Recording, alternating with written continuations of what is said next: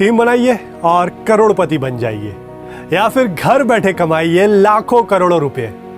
ऐसी लाइनें हम अक्सर ऑनलाइन मनी गेम्स के विज्ञापनों में देखते हैं। ये खतरनाक ऑफर है बिना किसी मेहनत के पैसे कमाने का, जो असल में होता है एक जाल भोले भाले यूजर्स को डिजिटल मनी गेम्स में फंसाने का। ये डिजिटल मनी गेम्स एक बेहद खतरनाक आदत बन जाते हैं। मोबाइल पर गेम खेलकर पैसे कमाने की होड़ में लोग अपराध करने से भी नहीं हिचकते। लोगों की जिंदगी और परिवार तबाह हो रहे हैं। एक चौंकाने वाले आंकड़े के मुताबिक ऑनलाइन गेमिंग का हर 5वां कस्टमर भारत से है। जानकारों ने इन रियल मनी गेम्स को ड्रग्स से भी बड़ा खतरा बताया है, जो बहुत तेजी से बढ़ रहा है। थर्सडे थ्रिलर के आज इस विशेष एपिसोड में बात इसी खतरे की और बच्चों, युवाओं और मिडिल क्लास फैमिलीज को बढ़ते खतरे से बचाने के लिए सरकार की पहल promotion and regulation of online gaming bill की। आइए शुरुआत करते हैं कुछ चौंकाने वाले हेडलाइन से, जो अपने आप में है एक बहुत बड़ी चेतावनी।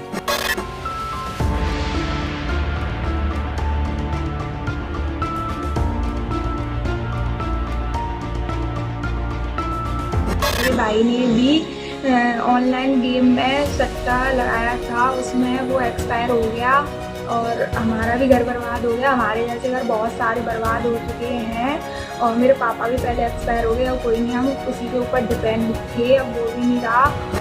नागरिकों, खास तौर पर मिडिल क्लास परिवारों की जिंदगी से खेलने वाले ऐसे गेम्स को रियल मनी गेम्स कहा जाता है। पिछले कुछ सालों में ऐसे कई गेम्स भारतीय बाजार में आए हैं और इनका खूब प्रचार प्रसार भी हुआ है। आपने बड़े बड़े फिल्म स्टार्स और खिलाड़ियों को ऑनलाइन गेम्स का विज्ञापन करते देखा होगा। क्रिकेट और बाकी खेलों के कई ऐसे मोबाइल ऐप्स हैं जिसमें पैसे लगाकर टीम बनानी होती है और विज्ञापनों में ऐसा दिखाया जाता है कि सिर्फ 50 या 60 रुपए लगाकर आप करोड़ों रुपए जीत सकते हैं। इन गेम्स में पैसा लगाने के लिए यूपीआई कार्ड या वॉलेट का इस्तेमाल किया जाता है। इसके बाद प्लेयर को उस गेम को खेलना होता है और जीतने पर कैश सीधे आपके अकाउंट में जमा हो जाता है। करोड़पति बनने के अंधे लालच में हमारे देश के आम लोग मेहनत से कमाया हुआ पैसा ऑनलाइन मनी गेम्स में गंवा देते हैं। मोस्ट ऑफ द स्टूडेंट्स जो हॉस्टलर्स होते हैं और जो कॉलेज टाइम में हैं, वो ज़्यादातर ऐसी चीज़ों में पड़ जाते हैं। और जब वो पढ़ते हैं और जब उनके पास से पैसा निकल जाता है, काफ़ी तो कर्जा ले लेके इस काम को करते हैं, तो फिर उनके पास एक ही ऑप्शन बचता है, सुसाइड, और वो अटेम्प्ट कर लेते हैं। ये जो कदम सरकार ने उठाया है, बहुत अच्छा उठाया है। युवाओं में एक लत सी लगती जा रही थी। ऑनलाइन गेमिंग में पैसे लगाकर वो गेम खेलते थे, उसमें बहुत सारे पैसे वो हार जाते थे, तो कभी कभी ऐसी स्थिति भी आती थी कि वो सुसाइड तक भी कर लेते थे, जिससे समाज में एक तरीके से कुप्रथा सी डेवलप हो रही थी। ऐसी स्थिति में भारत सरकार ने इस बिल को लाकर इस समस्या को रोकने का जो काम किया है, ये बहुत अच्छा काम है। ऑनलाइन जो अभी गेमिंग चल रहा है, जो बच्चे लोग अभी पढ़ाई लिखाई छोड़ के आकर्षित जो गेम जो चल रहा है मोबाइल में, ये बहुत सा पैसा गार्जियन लोग को भी बर्बाद हो रहा है और चोरी करके भी लड़का लोग सब गेम में खेल रहा है और उससे गार्जियन लोग को भी निजात होगा। और जो हमारे मोदी जी ला रहे हैं ऑनलाइन गेम के लिए जो काम कर रहे हैं, बहुत अच्छा काम कर रहे हैं, जो कि भविष्य में गार्जियन और बच्चा का भी भविष्य बनेगा। ऑनलाइन गेम खत्म हो जाएगा। माननीय प्रधानमंत्री जी का यह बहुत ही सराहनीय कार्य किया है उन्होंने। जिस तरह का जो साइबर क्राइम, माने ऑनलाइन गेमिंग का मतलब साइबर क्राइम बढ़ रहा था, लोगों को कंगाल हो रहे थे, बच्चे सुसाइड करने पर मजबूर थे गेमिंग के कारण, घर के संपत्ति बेच रहे थे। इसको बचाने के लिए मोदी जी ने जो कदम उठाया है, बहुत ही सराहनीय है। ये बहुत ही अच्छा है कि जो ऑनलाइन गेमिंग है, ये बंद होना चाहिए पूर्ण रूप से। किसी तरह का कोई सट्टा या कोई गेमिंग जो ऑनलाइन चल रहा है, ये सब पर पाबंदी होना चाहिए पूरे भारत में। Online money games middle class परिवारों, शिक्षा और कानून व्यवस्था तीनों के लिए एक बहुत बड़ी चुनौती है। भारत में करीब 59 करोड़ लोग ऑनलाइन गेम्स खेलते हैं। इन्हें हर साल 20,000 करोड़ रुपए का नुकसान होता है। हालांकि ये सरकार का अनुमान है और असली आंकड़े इससे भी कहीं ज्यादा हो सकते हैं। इस साल यानी 2025 के पहले 5 महीनों में ही भारत के लोगों ने औसतन हर महीने लगभग 10,000 करोड़ रुपए ऑनलाइन गेम्स पर खर्च किए। एक सर्वे के मुताबिक 9 साल से 17 साल तक के बच्चे ऑनलाइन गेमिंग प्लेटफॉर्म पर रोजाना 3 घंटे से 6 घंटे तक बिता रहे हैं। और शहरों में रहने वाले 50% पेरेंट्स का कहना है कि उनके बच्चों को सोशल मीडिया, OTT और ऑनलाइन गेमिंग प्लेटफॉर्म्स की बुरी आदत लग चुकी है। आपने भी अपने आसपास ऐसे युवाओं और बच्चों को जरूर देखा होगा। डिजिटल मनी गेम्स की लत के शिकार बच्चे आक्रामक हो रहे हैं। इस लत के शिकार बच्चे अपने ही माता पिता का पैसा चुराकर ऑनलाइन गेम्स खेल रहे हैं और ऑनलाइन गेम्स में पैसा हारने के बाद बहुत सारे लोग ऐसे भी हैं जिन्होंने आत्महत्या कर ली। देश भर में ऐसी कई घटनाएं हो चुकी हैं। इतना ही नहीं, ऑनलाइन गेमिंग प्लेटफॉर्म्स का इस्तेमाल अब आर्थिक अपराध के लिए भी हो रहा है। मनी लॉन्ड्रिंग के लिए, आतंकवाद की फंडिंग के लिए और युवाओं को कट्टरपंथी बनाने के लिए भी इसका इस्तेमाल हो रहा है। बहुत जगहों पर तो धर्म परिवर्तन के लिए भी इसका इस्तेमाल किए जाने की खबर है। नेशनल इन्वेस्टिगेशन एजेंसी यानी NIA की जांच में पता चला था कि कुछ ऑनलाइन गेमिंग प्लेटफॉर्म्स के जरिए मनी लॉन्ड्रिंग करके उग्रवादी संगठनों को फंडिंग दी गई। 2023 में संसद की एक समिति ने ये चेतावनी दी थी कि गेमिंग प्लेटफॉर्म्स पर निगरानी की कमी इन्हें आतंकवादी फंडिंग का माध्यम बना रही है और ऐसे प्लेटफॉर्म्स का इस्तेमाल करके युवाओं को उग्रवादी और आतंकवादी संगठनों में भी भर्ती किया जा रहा है।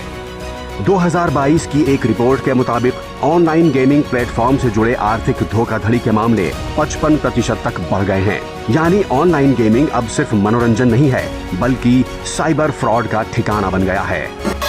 सरकार ने मिडिल क्लास परिवारों के साथ बच्चों और युवाओं की सुरक्षा के लिए the promotion and regulation of online gaming bill 2025 यानी ऑनलाइन गेमिंग संवर्धन और विनियम विधेयक की पहल देश के सामने रखी है, जिसे संसद ने पारित कर दिया है।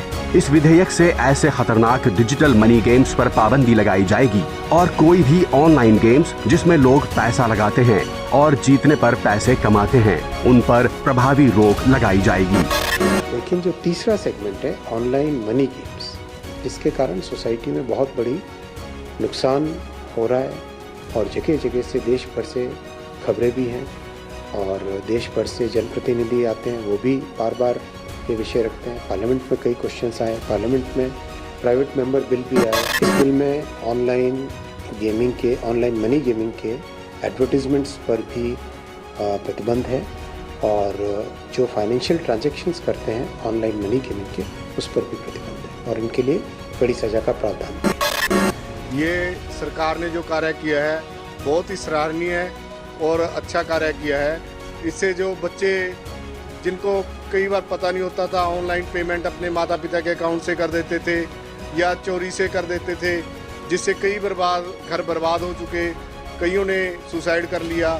इससे जो समाज के अंदर अच्छा संदेश जाएगा और जो ये बुराई है वो ख़त्म होगी।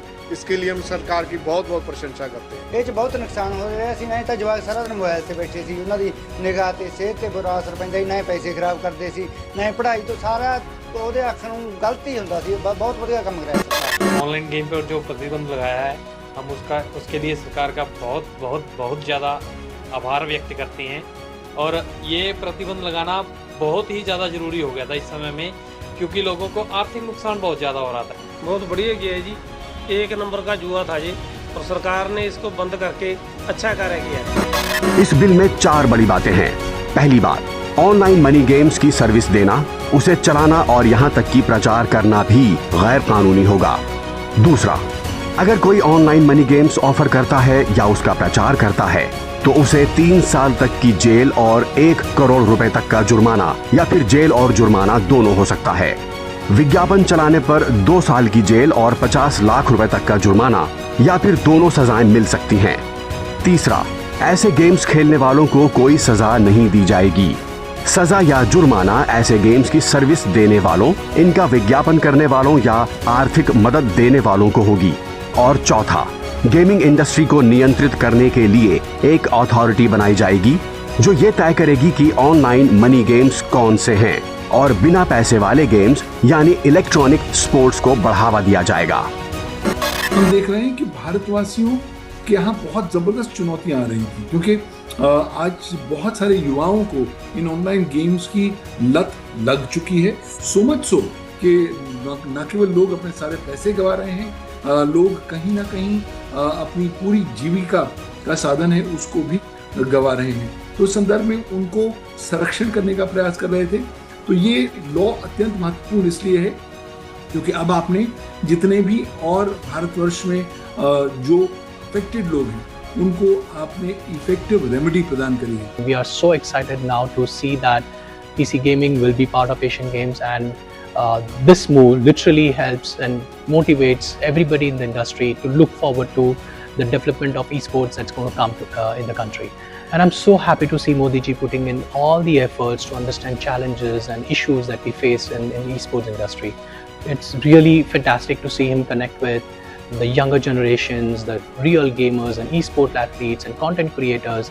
We would love to thank our Prime Minister Mr. Narendra Modi. ये जो ऐतिहासिक बिल इन्होंने पास किया है, इससे हमारे esports इंडस्ट्री और काफ़ी सारे प्लेयर्स और एंटायर इकोसिस्टम और community is extremely thankful to him. ये जो कांस्टेंट बैक एंड फोर्थ होता था, ये जो कंफ्यूजन था कि online real money gaming, online gaming और ई स्पोर्ट्स में जो डिफ्रेंशिएशन है, ये इस बिल के बाद ये कोई प्रॉब्लम अभी आगे जाके किसी को आएगा नहीं। We are very very thankful as an industry.